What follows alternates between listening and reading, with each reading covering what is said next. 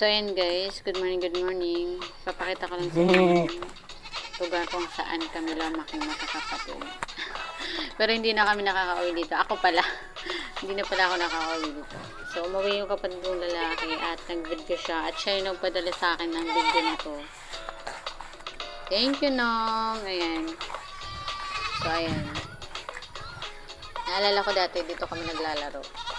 Ang tanim ni Papa dati dito is mga mais. Bago kami matulog, nag-iga kami ng mais habang nakaiga sa tapat ng bahay at nanonood ng mga bituin.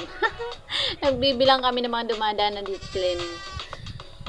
So, yun lang. Masaya ko lang. Sarap lang balikan yung mga ganun, ano. So, si Papa na lang mag-isa dito nakatira kasama yung, ay, dalawa pala sila yung bunso namin. So, ayan.